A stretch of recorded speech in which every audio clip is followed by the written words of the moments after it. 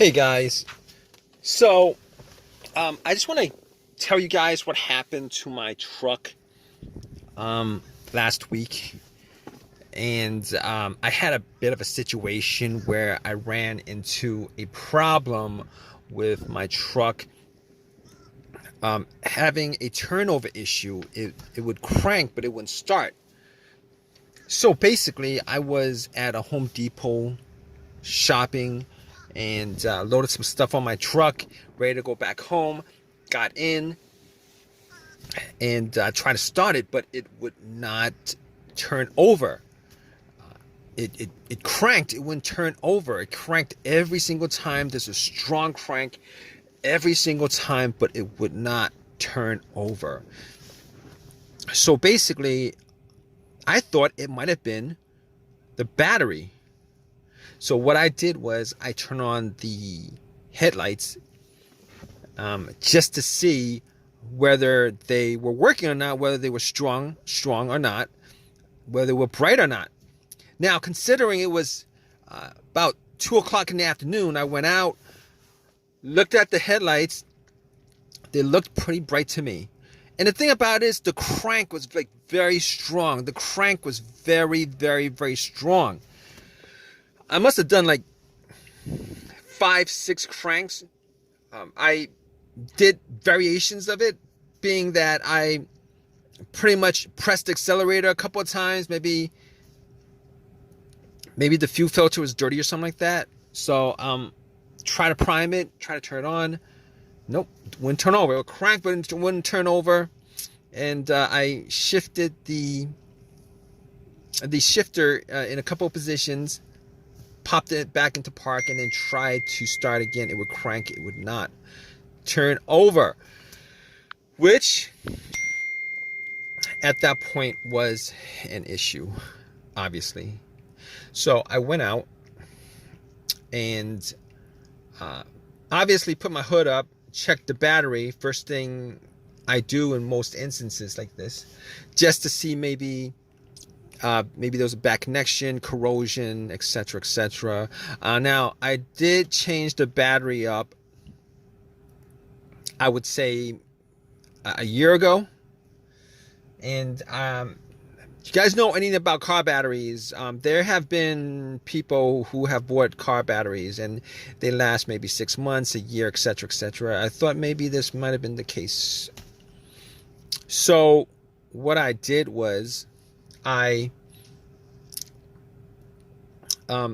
cables, the terminals were loose. Not loose, but loose enough where I could wiggle it. It was tight enough to be tight, but it was loose enough where I could wiggle it. And I did notice there was some corrosion on there. All right, so I took my Coke that I bought from the Home Depot. I was going to drink it. I drank it halfway, and I poured the rest onto the terminals. It fizzed up, oxidation, etc., etc. And I wiggled it a bit. Now, they weren't 100% clean, but they were cleaner than before. There was like some white bluish stuff on there. Took a paper towel, wiped it off, popped it back in, and I was hoping that would solve my issue.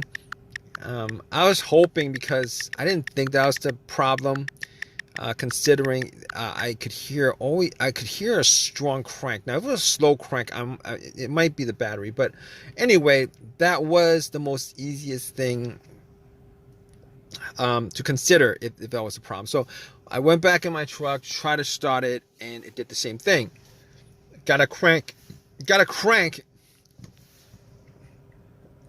it a couple of times, cranked a couple of times, did not turn over. Same thing. So I went out and I was scratching my head. I thought maybe it was the ground wire. So I actually traced the ground wire just to see whether it was broken or whether it was rusted, anything like that. That would maybe make a rather weak connection from the battery. So if you guys don't know anything about the ground wire is normally the main ground wire is normally the negative of the battery. Normally it's connected to the frame for the most part. And I checked that out, and guess what, guys? It was fine. A little bit of rust on there. I tossed the rest of the Coke on there, and didn't help any, because I got back into my truck and tried to start it, and nothing. No, not nothing. It cranked, same crank, and then it wouldn't turn over. So what I did afterwards was, I had to make sure that it was 100% not the battery. I mean, weirder things have occurred because of a weak battery or a malfunctioning battery, especially with newer vehicles. So what I did was I took out a power pack that I had bought online, and this power pack was rated for the size of the engine on this truck. So basically, it was about 75% charged up. I popped it on, and I tried to turn it over, and it would crank, would not turn over. It was the same thing. So at that point, I was thinking to myself, it's probably 100%. I was probably 100% sure it wasn't a battery. I mean, I was probably 100% sure it wasn't a battery before that. But I was thinking, okay, we can pretty much eliminate the battery, pretty much eliminate corrosion on the terminals, eliminate the ground wires, and also eliminate the alternator. Although I wouldn't have considered the alternator being the cause of this problem, unless the battery was low and the alternator died just before the battery was on a very low level, which is very, very rare. But in any case, that was eliminated. So I was thinking to myself, okay, I got back in the truck. I was thinking to myself, now, was there a check engine light on the truck?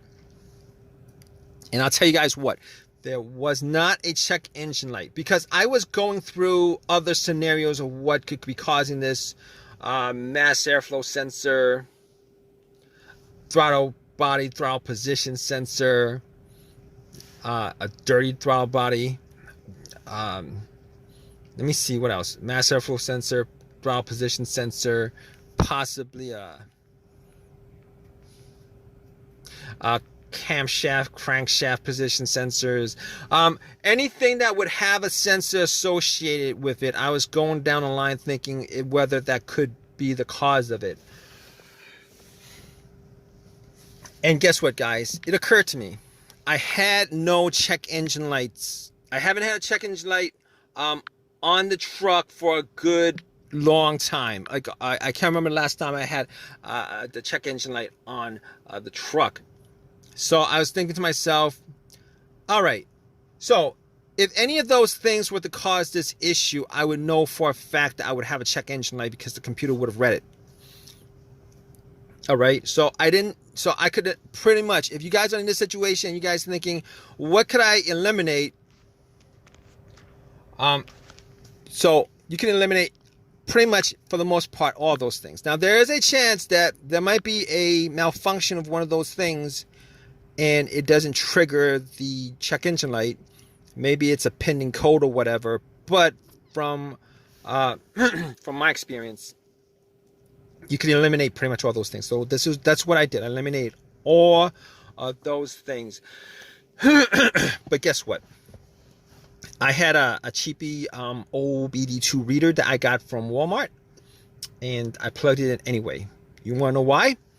Because I have had instances where, well, not that I've had instances, I've heard instances where if, for whatever reason, the computer loses contact with the car, whether it's a problem with the car's computer, the ECU, ECM, PCM, any of the car's computer stuff, if it loses connection, it could cause this kind of problem, obviously. So what I did was I actually plugged into OBD2, see if it scanned it. It did scan. It scanned all the way through, gave me a readout.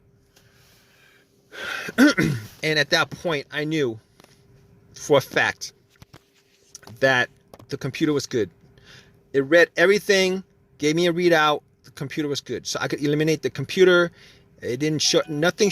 Nothing showed up. So since nothing showed up on the OBD2, I knew that nothing was going to show up to begin with. So,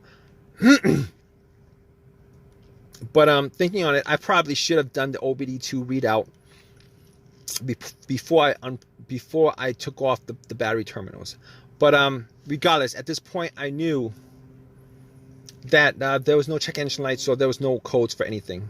Okay, so at that point, it occurred to me. Okay, moving on to other things that could cause this that are more that I could actually try to fix on the spot.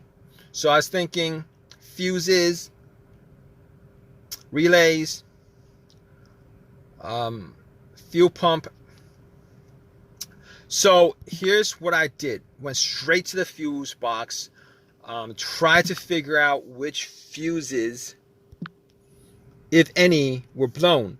See if I could actually spot any kind of brownish tints on top, any kind of burnt smell, any kind of burnt discoloration of the fuses.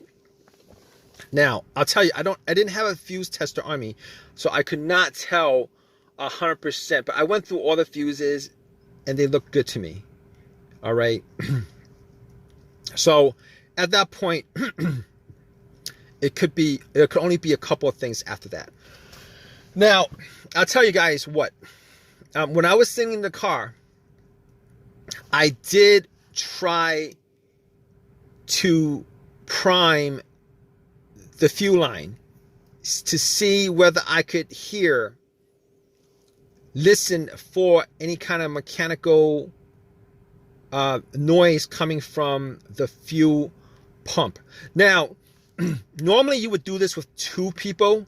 One person would be out having their ears right next to the fuse cap, with the fuse cap off, obviously, and somebody would be turning the vehicle to the on position.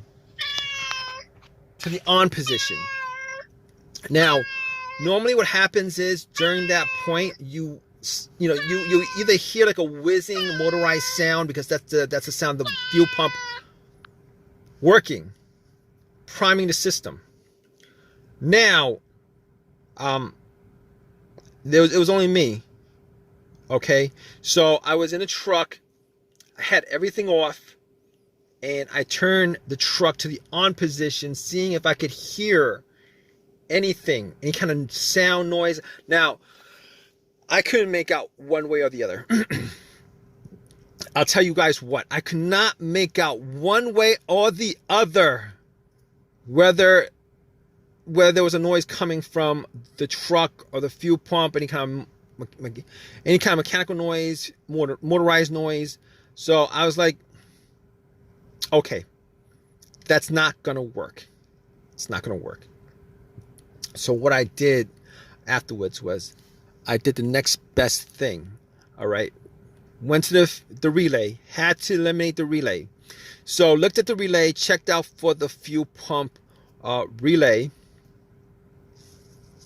and what I did was I swapped relays. There was another relay there that was similar to the one for the fuel pump. I swapped it out and essentially went back, tried to start it, and guess what, guys? It started right up. So at that point, I knew it was the relay. I was so glad it was the relay, because it could have been the fuel pump, which would have been a pain in the butt to change out. It could have been also the fuel filter, but normally if it was the fuel filter, what would happen is it would either run rough, you'd have misfires, it would turn over, and then it'll stall out. But those weren't the things that happened. Those were not the things that occurred.